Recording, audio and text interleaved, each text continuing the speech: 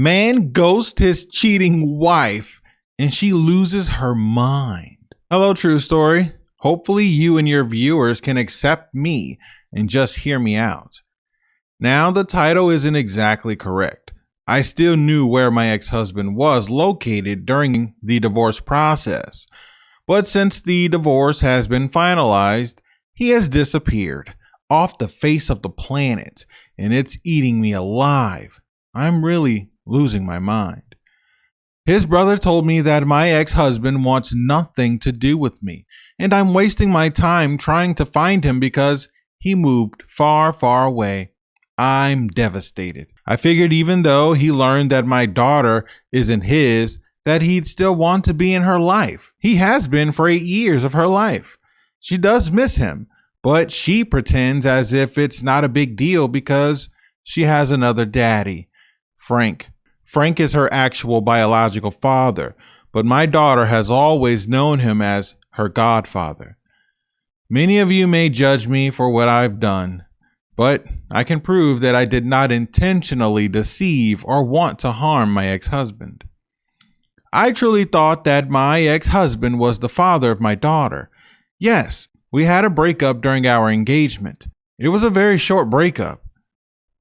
And my daughter's, who I thought was her godfather, who is actually her biological father, has been my friend since college. We're best friends. I never told my ex-husband that he and I actually dated before becoming friends. We dated shortly though, so it really doesn't matter. And I realized how he was a ladies' man and he never wanted to settle down, so we remained friends ever since. We were really close. He knew everything about me. He helped me with the breakups and times where I thought things were hard. Even when I wanted to drop out of college, he was there. It was his shoulder I could lean on and cry on. I told him he's my best friend. Around that time, I wanted to drop out of college and he helped me. And it's been like that ever since. Since we initially met and dated, we had never slept together until my ex-husband and I took a break. Very short break. It all sounds so messed up and, oh, you planned this. You always wanted him, but that's not true at all. I know you guys are going to say that in the comments. When I realized the type of guy he was back in college, I wanted nothing to do with him romantically. But we just hit it off as friends. We had so much fun together. He brings his one of many girlfriends around me and we'd have fun. And I'd bring my boyfriends around him and it was nothing crazy. So I met my ex-husband after college at my first job.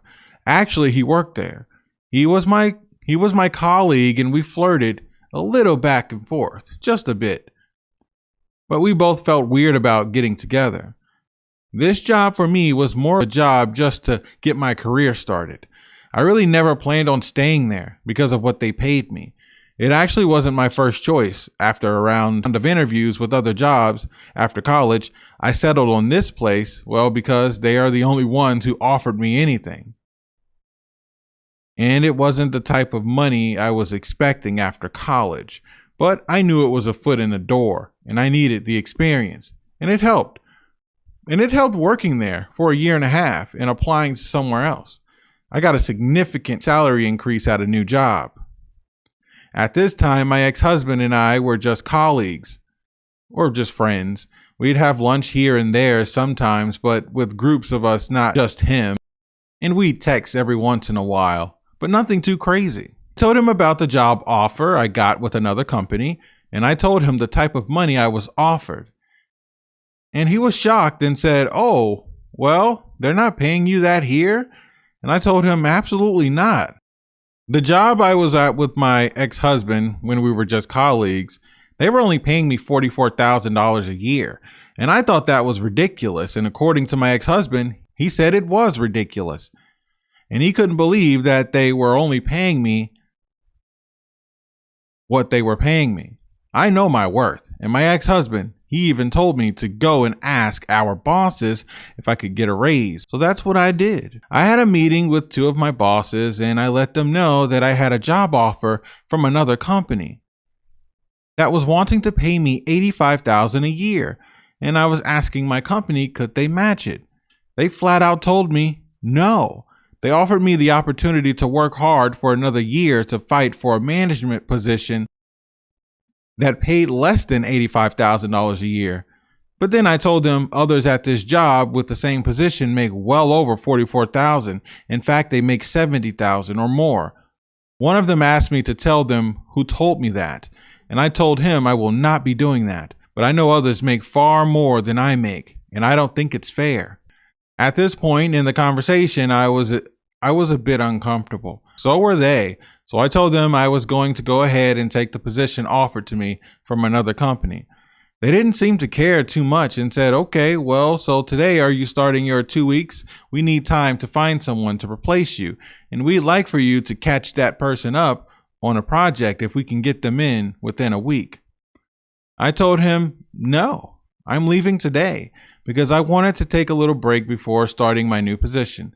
So quitting that day gave me 4 weeks to just relax and take a breather and celebrate getting the new position. The bosses at the job were ticked off. They started offering me all types of stuff and said I'm not going to receive the bonus for that year because I'm leaving and I'm missing out on this and blah, blah, blah, and offered all these perks. And I told them, no, thank you. You guys underpaid me and want to continue underpaying me, and I don't think it's fair. I honestly was expecting them to say, all right, we'll give you the money, but they never did. Made me feel like I wasn't good enough at what I went to school for and what I trained for. But I proved them wrong. I shine, and I still shine at this new company. I moved on. I'm the manager here and make really, really good money. My ex-husband thought so too. He couldn't believe that they did that to me. So I ended up leaving that company that very day. And I kept in touch with my ex-husband, who was my colleague at the time. Now ex-colleague at the time.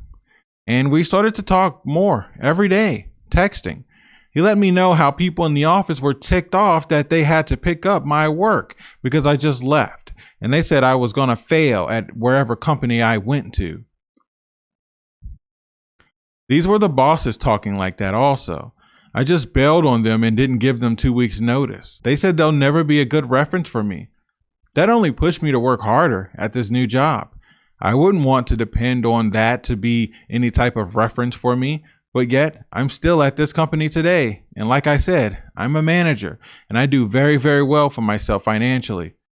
By the time I started at the new company, my now ex-husband and I had gotten really close and already had planned on a dinner date. It was phenomenal. It was so great to see him again. I hadn't seen him since I left that day at work, but we talk often and mainly text messages. I was able to join the new company and I fit in just fine, probably because they had more diverse groups at this company. There were more women and different cultured people. It was amazing, whereas the previous job, it was basically nothing but white men. Nothing wrong with that at all, but I find it weird that they thought that they could pay me so much less and treated me as if, well, I wasn't worth it. I didn't deserve it. When clearly I did. Look what I'm doing now. All the good business I bring to my new company, the success I've helped my new company with. I clearly am great at what I do, and that's not me bragging or being cocky. It's simply the truth. Work really hard, and I expect to be compensated accordingly. So my ex-husband and I hit it off quickly. Our first dinner date, we ended the night back at my place. It was quick and easy. We had already known each other for some time. We didn't have to really go through a typical dating stage after just meeting someone. I've worked with him for over a year, so it was perfect. We dated for about a year before he proposed to me. He knew all about my best friend from college. He never worried about him because he honestly never had to worry about him. I never had any intention on ever sleeping with him ever again. But during a breakup with me and my ex-husband, when we were engaged, it just happened. My best friend was there for me, shoulder to cry on. I literally cried on his shoulder and he held me. And the way he held me, I couldn't help it. He didn't stop me. It just happened. The reason for the breakup with me and my ex-husband, my fiance at the time. So in college, I went to a school with my ex-husband's cousin. She's a female. I actually got into a huge fight with her in college in our dorm. We didn't get in trouble because we didn't get caught, but a lot of other students saw the fight. So this is what happened. And I know this is going to make me sound like a bad person, but it is what it is. I was in college. I was single at the time, and I didn't know this guy had a girlfriend. So I was seeing this guy I just met. And like I said, I had no idea he had a girlfriend. He would come to my dorm. Sometimes I'd go to his dorm and we'd hook up. Just two adults being adults and consenting. No biggie, right? Well, until his girlfriend, my ex-husband's cousin, came banging on the door. Open up. I know you're in there with someone.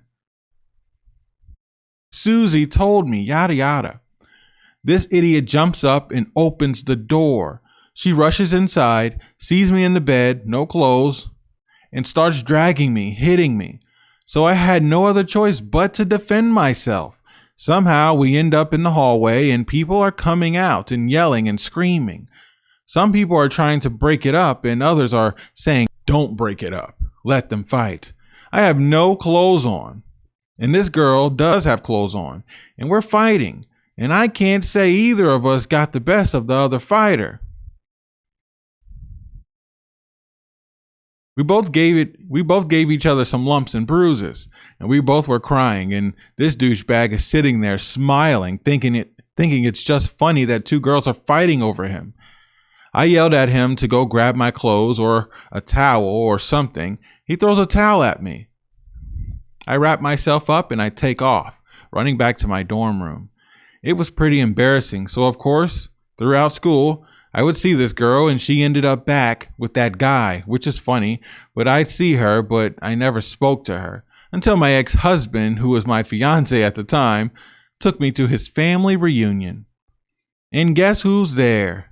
The girl that I fought in college. The way this woman looked at me in disgust, flat out in front of everybody, in front of me, told my fiance at the time that he should not be with me. I was a promiscuous woman, and I slept around, and I was known to sleep around, and she's pretty sure I had not changed. It was ridiculous. We had a little argument, but I tried to keep my cool because I was around his family, meeting most of them for the first time. But I would calmly tell her, no, you're wrong. What happened in college is what happened in college between us, and the story came out. The cousin ended up telling everybody how I slept with her boyfriend and I was cheating with her boyfriend, and I was known to sleep around in the dorms with all types of people, even women, yada yada. It was embarrassing. So what caused the breakup? I was upset at my fiance because I felt like he didn't defend me.